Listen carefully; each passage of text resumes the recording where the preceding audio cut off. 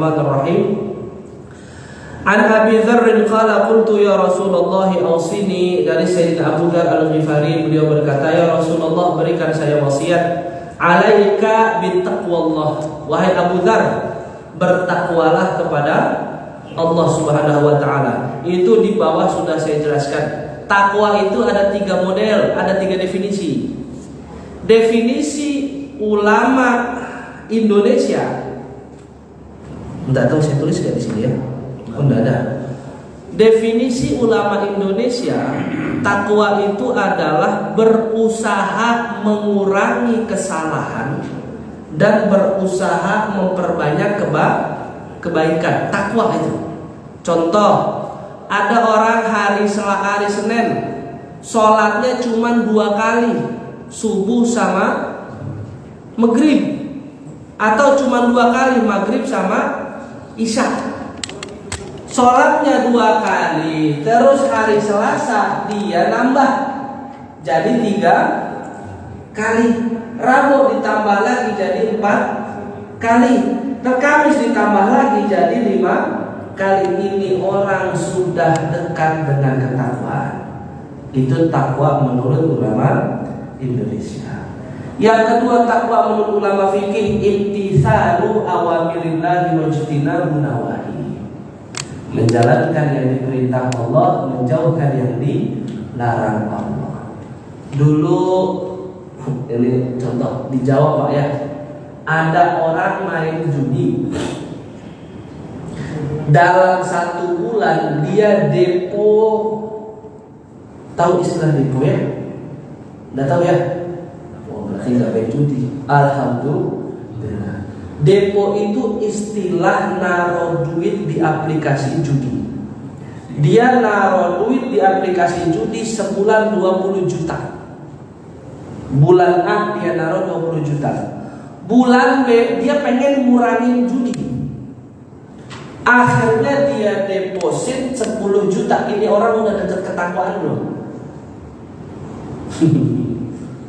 Kan tadi rumusnya, takwa menurut ulama Indonesia berusaha memperbanyak kebaikan dan berusaha mengurangi kesalahan. Ada orang judi bulan ini 20 juta, bulan depan dikurangin, dia pengen ninggalin tuh judi, dia kurangin jadi 10 juta. Ini orang sudah masuk definisi takwa belum? Nah, sudah. Sekalipun dia masih melakukan dosa, berdosa dia, tapi dia mau mengurangi. Bulan depannya lagi dia kurangin jadi 5 juta. Bulan depannya lagi dia nggak deposit main judi. Orang yang berusaha memperbanyak kebaikan, Allah akan bantu. Atau kita ambil contoh fakta saja. Murid saya nih Pak, saya ada murid tinggalnya di arah Kebayoran. Dia dulu peminum kuat banget lah minumnya.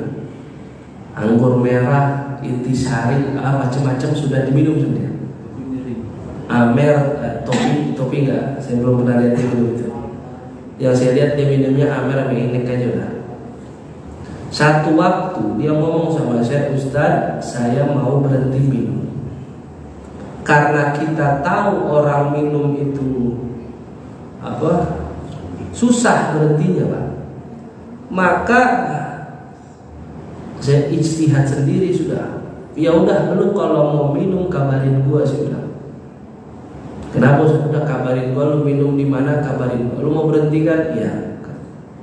Udah dikabarin, Ustaz, saya lagi di warung ini, warung yang jual minuman. Saya lagi di tempat nongkrong sini, kita datang. Saya tanya lagi sampai di sana, betul lu mau berhenti? Betul Ustaz mau berhenti? Betul Ustaz. Yakin lu mau berhenti? Yakin Ustaz. Ya udah, minuman lu gua yang nakarin sebenarnya. Minuman dia siapa yang nakarin Pak? Ini tangan saya nih. Awal saya ngambil keputusan itu saya khawatir, takut itu jadi dosa saya. Tapi bismillah nih orang mau berhenti. Awal takaran saya kuranginnya cuma sedikit. Tapi di situ karena memang azam dia mau berhenti kuat, dia nelpon lagi, tak mau minum lagi. Ya udah gue datang. Bawa tuh botol, saya tuangin lagi di gelas plastik orang-orang itu kan biasa minum. Tuangin lagi, saya kurangin lagi dikit. Kedepannya dia mau minum, kita kurangin lagi dikit. Sampai akhirnya tuh minuman tinggal segini, Pak, seingat saya. Segini lah. Itu saya bilang, tak kurangnya banyak banget kata dia. Lu mau berhenti gitu kan? Dari kemarin gua ngurangin udah dikit-dikit, saya bilang, nggak langsung banyak. Sampai akhirnya tinggal segini. Ya itu lagi, ini orang serius mau tobat. Itu gelas Pak sama isinya dilempar sama dia, dibuang. Kayaknya emang sekarang saya harus berhenti gitu ya. Artinya nih orang dekat dengan ketakwaan dengan cara pelan-pelan mengurangi kesalahan dan pelan-pelan memperbanyak kebaikan. Akhirnya alhamdulillah Pak, ini orang sekarang tiap bulan nggak pernah absen sholat tasbih sama saya, dan nggak pernah lagi nyentuh minuman apapun, Pak. Cuman dia waktu itu izin sama saya, Ustaz, tato saya di badannya perlu hilangnya dan nggak usah sih, Pak. Nggak masalah. Jadi definisi takwa menurut ulama Indonesia adalah berusaha mengurangi kesalahan dan berusaha memperbanyak kebaikan. Kemudian definisi takwa menurut Sayyidina Ali, yang pertama al-khawfu minal jalil wal amalu bit tanzil wal qana'atu bil qalil wal isti'dadu li yaumir rahil. 4. Al-khawfu minal jalil artinya menghadirkan rasa takut kepada Allah. Pak, Bapak, Ibu lebih takut dilihat manusia karena melakukan kesalahan apa lebih takut dilihat Allah? Jujur, hampir rata-rata manusia, Pak. Manusia.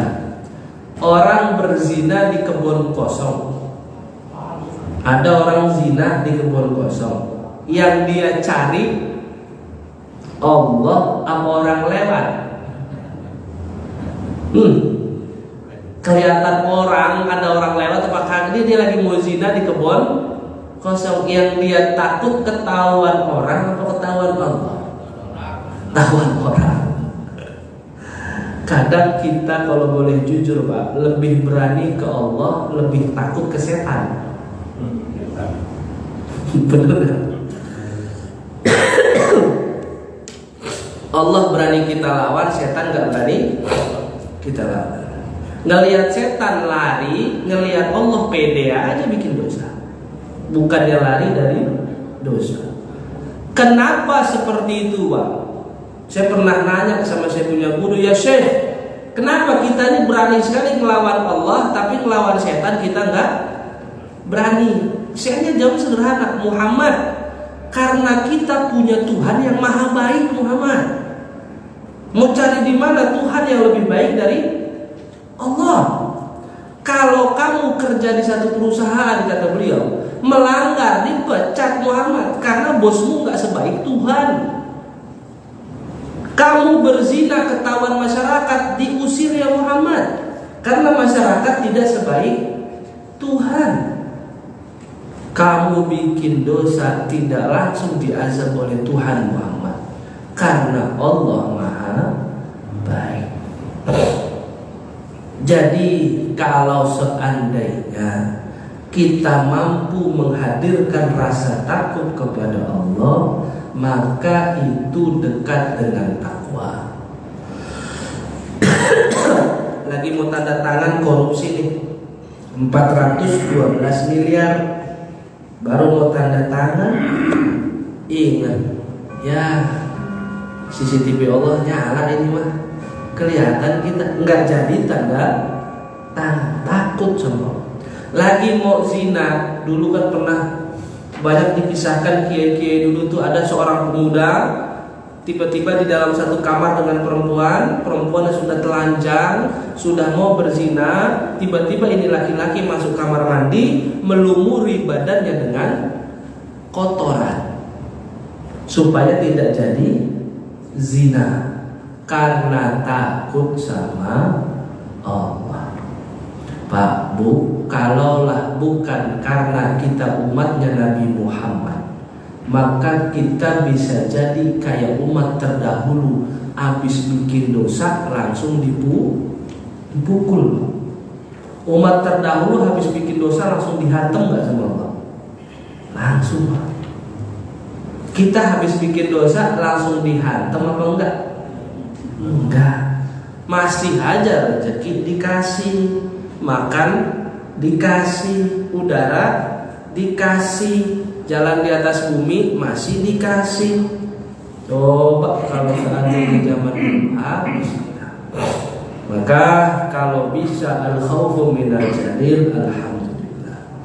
Yang kedua, al-amalu bitanzil, amalin apa yang Allah turunkan. Pak Bu, saya mau tanya, hukum dalam Islam itu ada 2 atau ada 4 sumbernya? Contoh, hukum dalam Islam Al-Quran dan hadis saja, atau Al-Quran, sunnah, ijma' dan qiyas? Mana yang betul? 2 atau 4? 4. Al-Quran, sunnah, ijma' dan qiyas. Kalau kita Quran dan sunnah saja, sedangkan kita bukan pakar fikih, bukan pakar tafsir, bukan pakar hadis, kita akan kecolongan dalam hukum. Bisa jadi kita tidak tahu bagaimana mengambil hukum. Contoh, apa hukum mengamalkan hadis dhaif? Kasih saya dalilnya dari Quran dan sunnah. Ada nggak Nabi jelasin itu? Atau Allah berfirman, man kana ya'malu bid-dha'ifil isnadi faqad fa'alal khairat. Barang siapa yang mengamalkan hadis dhaif dari sisi sanadnya, maka dia mengamalkan kebaikan. Umpama contoh, ini hadis bikinan saya barusan. Ada nggak dalil yang menjelaskan tentang hukum mengamalkan hadis dhaif dari Al-Quran dan Sunnah? Nggak ada. Hukum mengamalkan hadis dhaif itu adanya di ijma' ulama.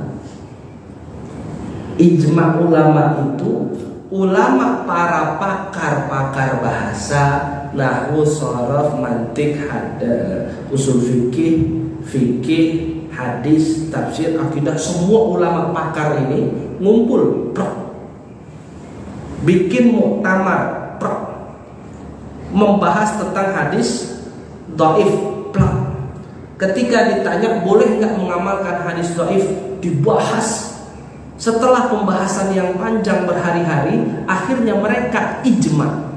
Apa itu ijma? Bersepakat secara bersama-sama. Timbullah mufakat di antara mereka, si pakar-pakar ini, dengan kalimat hadis dhaif boleh diamalkan kecuali di 2 perkara. Perkara halal dan haram, dan perkara akidah. Kita tidak boleh pakai hadis dhaif urusan halal haram dan urusan akidah. Ini namanya ijma. Di Quran dan Sunnah tidak ada. Yang kedua, apa bahasa Arabnya sinte? Sinte, narkoba. Salah satu jenis narkoba. Saya kata murid saya namanya sinte. Bukan sinteyong, bukan. Sinte. Nah, saya nggak tahu lah. Apa bentuknya ya begitulah. atau ekstasi yang terkenal ya, atau sabu-sabu, silakan carikan ke saya satu ayat Al-Quran Sunnah, dua itu, yang mengatakan sabu-sabu, ganja, sinte dan sejenisnya haram. Yang ada di Quran apa? Hanya khamr.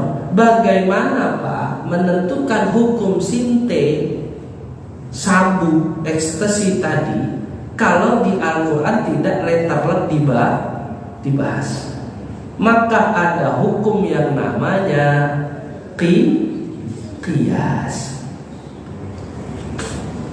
Ilmu ini dipelajari di usul fikih. Penentuan hukum halal dan haram itu kan ranahnya fikih. Sebelum masuk fikih maka ada belajar usul fikih. Setelah belajar usul fikih masuk ke ranah fikih. Setelah masuk ke ranah fikih, untuk mempermudah fikih ada namanya qawaidul fikhiyah. Jadi jangan sampai kita keliru mengambil langkah. Hukum itu hanya dua. Sumber hukum itu ada 4. Al-Quran Sunnah sebagai rujukan utama, ijma' qiyas perujukan tambahan. Oh Ustaz, ngapain butuh ijma' dan qiyas? Berarti Al-Quran kurang dong. Bukan Al-Quran kurang, tapi memang kaidah Nabi dalam penentuan hukum ya begini adanya. Contoh, ketika Mu'adz bin Jabal diutus ke Yaman, ditanya sama Nabi, wahai Mu'adz, bagaimana kamu menentukan hukum seandainya kamu datang ke negeri Yaman? Aqdi bi kitabillah, kata Mu'adz. Ya Rasulullah, aku akan memutuskan hukum perkara di sana dengan kitabullah. Lihat bahasa Nabi. Fa in lam tajid, kalau nggak nemu secara tekstual di Al-Quran, bahasa Nabi jelaskan, kalau nggak nemu, fa in lam tajid, kalau nggak nemu secara tekstual di Al-Quran, gimana kamu hukumin? Aqdi bi sunnati Rasulillah, aku akan tentukan hukum dengan sunnah-sunnah Nabi. Bahasa Nabi luar biasa lagi. Fa in lam tajid, kalau di Al-Quran gak ada, di sunnah juga gak ada, bagaimana kamu menentukan hukum perkara? Jawaban Mu'adz, ajtahidur ra'yi wala alu, aku akan berijtihad ya Rasulullah, mengumpulkan segala macam dalil-dalil yang ada sedikit kaitannya dengan perkara itu, maka kemudian baru aku putuskan. Nah, proses ijtihad tadi, penguat Quran dan Sunnah, namanya ijma' dan juga qiyas. Kalau tidak ada itu Pak, bagaimana menentukan hukum? Kedua, bayar zakat zaman Nabi pakai korma, pakai beras, pakai duit. Bagaimana kita menentukan hukum bolehnya zakat pakai beras? Ada ijtihad dari ulama, sehingga nanti akan menghasilkan ijma' dan juga qiyas. Ijma' ulama berkata zakat itu tidak wajibul mutlak kepada kurma, tapi makanan pokok dimanapun wilayahnya. Karena belakangan banyak orang hanya berkalimat mari kembali kepada Quran dan Sunnah, padahal kurang dua. Mari kembali kepada Quran, Sunnah, ijma' dan qiyas. Itu namanya al-amalu bitanzil. Yang ketiga, al-qana'atu bil qalil. Itu artinya merasa cukup sekalipun rezeki kita sedikit. Yang keempat, yang terakhir, wal isti'dadu liyaumir rahil, mempersiapkan diri kita untuk bertemu dengan Allah Subhanahu wa taala. Baik Bapak-bapak, Ibu-ibu yang dirahmati oleh Allah Subhanahu wa taala, ini wasiat yang ke-39. Sebetulnya saya menulis makalah cukup banyak itu. Poin-poinnya ada sekitar 20 tanda-tanda orang yang bertakwa yang ada di Al-Quran, dan penjelasannya juga ada di hadis. Sebetulnya cuma hadis tidak saya masukin semua, enggak saya keluarin ke hadis, nanti cukup panjang. Itu aja Quran sudah cukup panjang. Baik Bapak Ibu yang dirahmati Allah Subhanahu wa taala, semoga yang disampaikan bisa bermanfaat. Intinya adalah takwa itu ada 3 model menurut pemahaman beberapa ulama. Pemahaman ulama Indonesia, berusaha mengurangi kesalahan, berusaha memperbanyak kebaikan, itu juga definisi takwa. Takwa menurut ulama fikih mengamalkan yang Allah wajibkan, menjalankan kewajiban kepada Allah dan menjauhkan larangan Allah, itu juga takwa. Yang terakhir, menghadirkan rasa takut kepada Allah, itu juga takwa. Mengamalkan Al-Quran, Sunnah, Ijma' dan Qiyas, itu juga takwa. Kemudian yang ketiga, dapat rezeki sedikit bersyukur. Jangan pernah ngeluh sedikit pun atas rezeki yang Allah kasih. Bersyukur dengan yang sedikit, itu juga takwa. Kemudian Bapak Ibu mempersiapkan diri, menjaga sholat, kemudian rajin baca Quran, rajin istighfar, rajin sedekah, rajin berbuat baik, rajin memaafkan orang lain, bertasamuh dengan orang lain, memudahkan urusan orang lain, tidak menyulitkan orang lain, bersabar ketika dihina, mendoakan orang lain yang menghina. Itu juga salah satu cara mempersiapkan diri untuk bertemu dengan Allah Subhanahu wa taala. Baik Bapak Ibu yang dirahmati Allah Subhanahu wa taala, sebelum saya tutup, adakah yang ingin bertanya? Kalau ada yang ingin bertanya, silakan. Silakan. Silakan Pak. Assalamualaikum warahmatullahi wabarakatuh. Waalaikumsalam. Berkaitan tema tentang kaya dan miskin di dalam undang-undang kisah kita ya, UUD 45, di salah satu ayatnya menyebutkan fakir miskin dan anak-anak terlantar dipelihara oleh negara. Apa yang dimaksud dengan dipelihara oleh negara? Terima kasih. Ya, alhamdulillah. Dulu sebetulnya ini undang-undang itu model undang-undangnya sama kayak apa yang dilakukan oleh Nabi. Dulu itu Nabi Muhammad punya satu tempat Pak, namanya saya lupa lagi, Ahlus Suffah. Ada di bagian Masjid Nabawi. Itu satu tempat orang yang tinggal di sana tuh orang fakir miskin dan terlantar. Orang-orang ini namanya Ahlus Suffah. Ahlus Suffah ini orang yang dibantu oleh Nabi untuk dibiayai hidupnya, diberikan makannya, diberikan kebutuhannya oleh Nabi. Saat itu Nabi sebagai pemimpin negara. Artinya mereka dibantu oleh negara. Undang-undang kita pakai sistem itu, harapannya negara bisa menolong dan membantu. Ya sudah banyak Pak, bantuan-bantuan sudah banyak kan dari Indonesia. Bansos. Sudah banyak, hanya saja tidak merata. Negara sudah menjalankan itu. Apa yang tadi dibilang, membantu fakir miskin dan orang anak-anak terlantar. Pendidikan kita banyak enggak yang gratis? Banyak. Indonesia ini negara enak, negara yang paling baik luar biasa. Cobalah tinggal di luar negeri 10 tahun aja, akan tahu bahwa Indonesia ini negara luar biasa. Dan saya itu negara sudah menjalankan itu insya Allah. Hanya saja kurang merata. Belum insya Allah. Ada lagi?